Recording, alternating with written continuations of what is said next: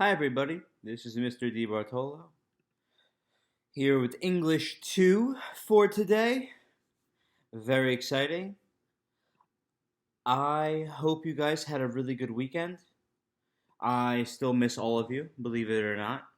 I hope your weekend was as exciting as it could possibly be. Mine was not. Um, no news on my end here for you guys. Everything should be going status quo.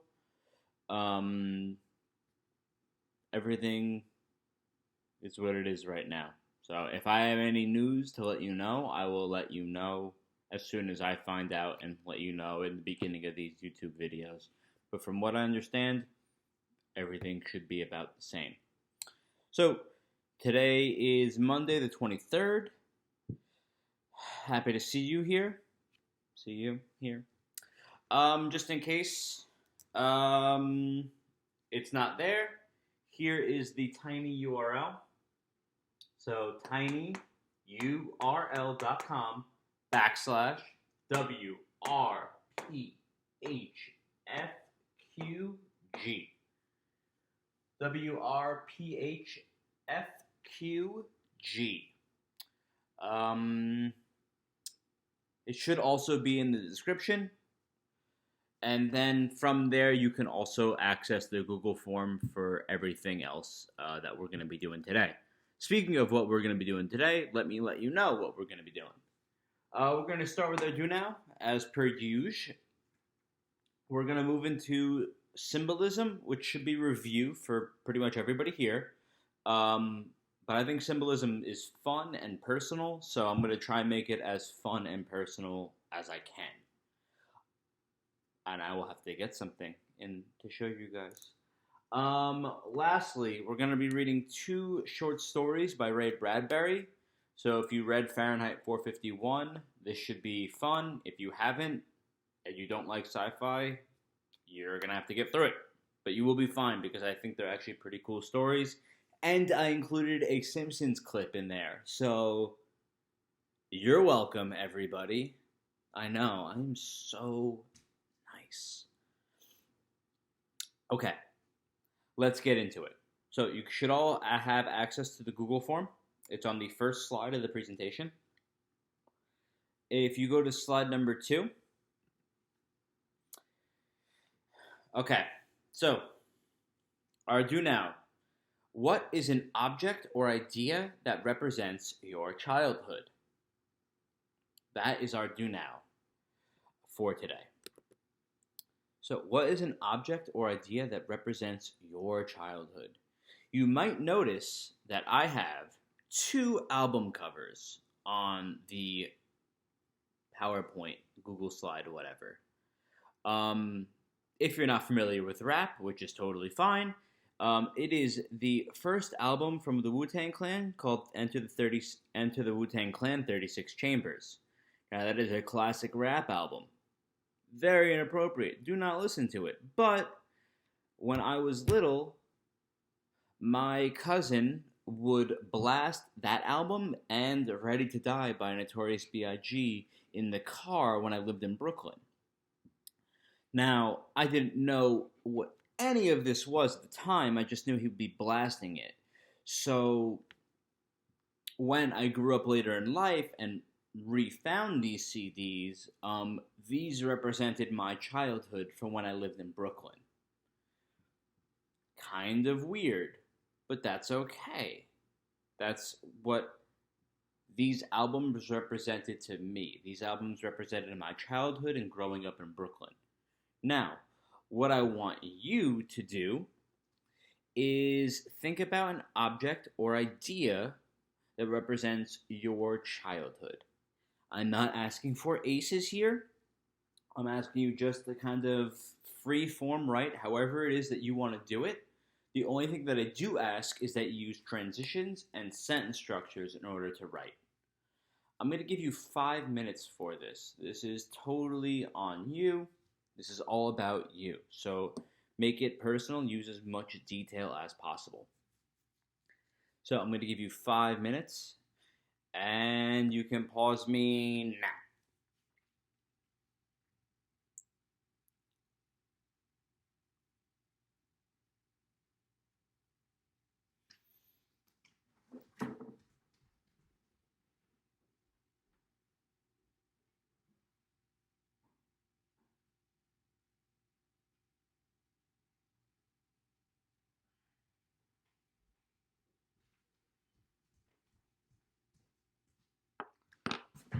Okay, we are back. Something else that I forgot to show you guys was this little jack-in-the-box of a creepy clown. That also represents my childhood. I just thought I'd share that with you because I think it's kind of interesting. Came all the way from Italy. Kind of cool. Okay, so let's move to slide number 3. Slide number 3 is pretty much all the notes we'll be taking today. So, symbolism. These are your notes. The use of a symbol to represent an idea or quality. The use of a symbol to represent an idea or quality.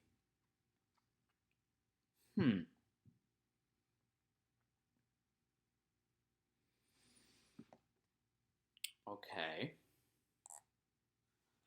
Well, let's think about it. We see this 8-spoked wheel here, or this big wheel full of colors.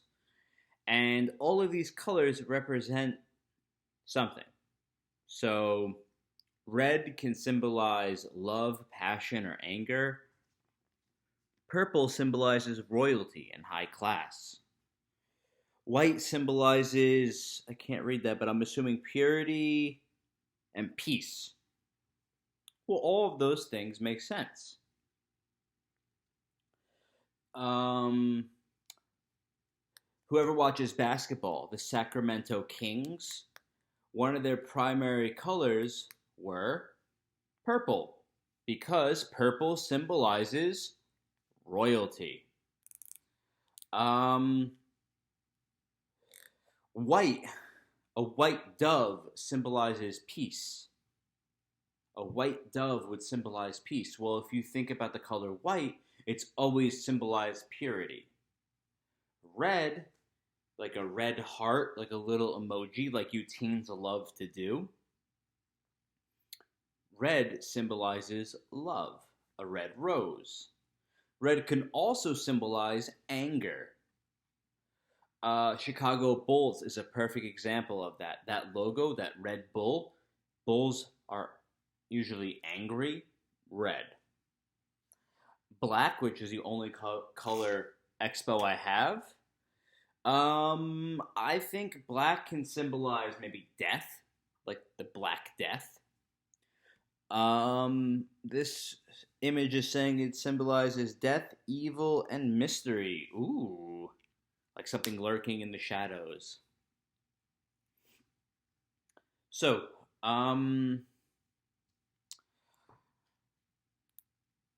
now we have an idea of what symbolism is. We can also actually have real symbols to represent an idea or quality. Think about the Statue of Liberty. That is a symbol of the freedom of our country, which doesn't feel very free right now, but it is. You can think about a wall to divide people, like the Berlin Wall or the Great Wall of China, to divide people. So that wall is an object, but it also symbolizes division between two people. And I'm not even going to touch the Trump wall down on the border because that's a can of worms that we're not going to open. Although no one's here to criticize me, so.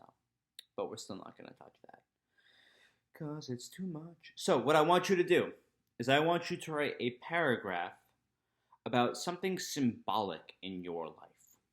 So that's why I went out and I grabbed this. That is why I went out and grabbed this. Now, it is creepy, and this thing is definitely older than me, But I got this from my aunt, from my Zia, when I was little. And it's a stupid child toy, but I never got rid of it because I just thought it was so creepy. And it's stayed with me ever since.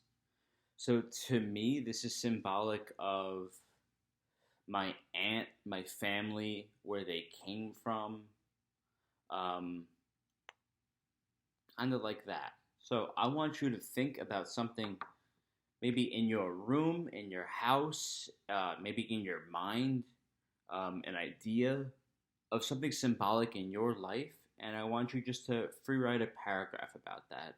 So we start off on our do now with something in your childhood. Now, specifically in your childhood, now we're going to bring it to something that's symbolic to you. Maybe it could be a piece of jewelry like your quince ring or something like that. That's symbolic to you.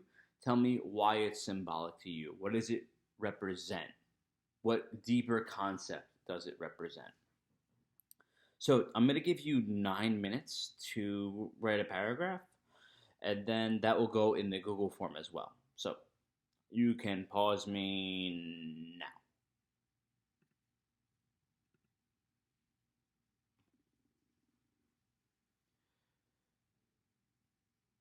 Okay, and we're going to get started again. So we're going to read a short story called All Summer in a Day by Ray Bradbury.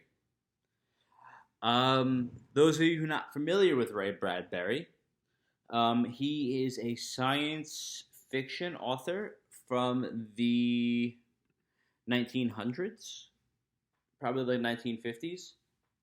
He's written some really cool books that deal with um, censorship, that deal with government overstepping its powers. I would highly recommend Fahrenheit 451 if anyone hasn't read it yet. That's a really cool book. And you can probably find it for free on the internet. So if that interests you, I would totally check it out. But this story that we're going to read, it's kind of a sad one, but I think it's pretty cool story. So you can find the link on the title right on the upper left corner. And okay, that was weird. So the story takes place in Venus. Humans can live there now. And it rains every day. Weird flex, but okay. Most of the students cannot remember a time when it wasn't raining, except for one student. So it's constantly raining on this planet. Most students cannot remember a time when it was not raining, except for one. So think about that in your social groups. If everyone is on the same page and there's one kid who's maybe not, think about how social groups would treat that person who's maybe not with the norm here. So I want you to read, annotate, and summarize the short story and answer the questions in the Google form. Okay, I'm going to give you 20 minutes to do that. It might take you longer than 20 minutes, and that's perfectly okay. You're totally allowed to take however much time you need. I thought this was a pretty cool yet sad short story. I think you guys will appreciate it. Okay, so take 20 minutes or all the time that you need to get this done, and then we will move forward. Okay, you can pause me now.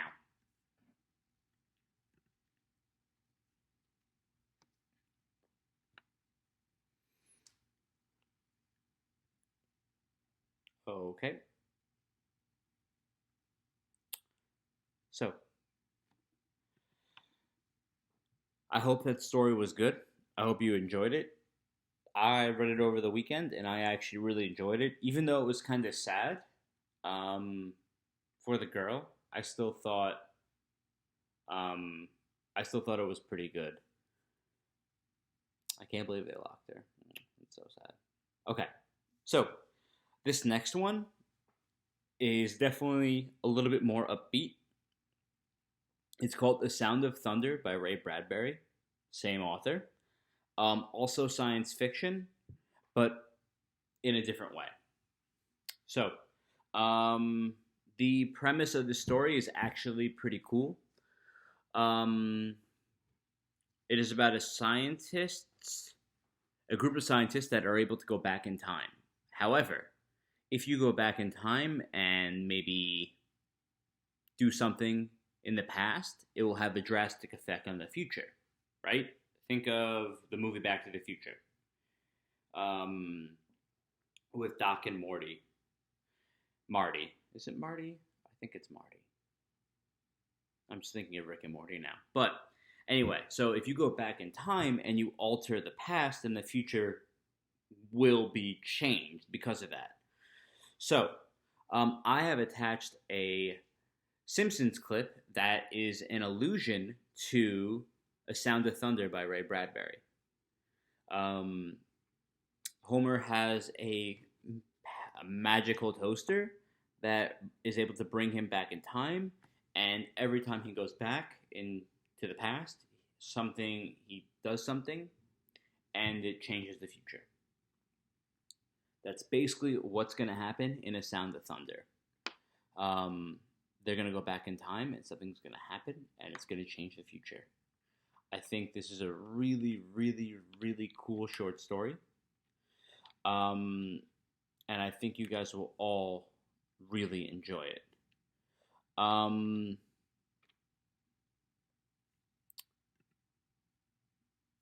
So, what I want you to do in the Google form, after you have read, annotated, and summarized A Sound of Thunder, is I want you to list all of the symbolism that you can see or that is there.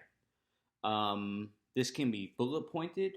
I don't really care how you write it out, but you have to write something out. And I want you to provide text evidence as well. So remember, if you are citing something, and you have a quote, I have the formula on the last slide right underneath the Simpsons clip. It will tell you exactly how everything should be quoted. So that's all on you guys. Okay. That is all I have today. I know it was pretty reading and writing heavy, but that's always a good thing. I think these are two pretty cool stories that we read. We'll be reading more tomorrow. We'll also be watching Mean Girls a little bit tomorrow, so I'll try and make that as fun as possible. Thank you guys for your attention. Thank you for being here. I appreciate it. And that's all I got for you guys today. I will see you tomorrow. I miss you guys. Thank you so much. Have a good one. Bye-bye.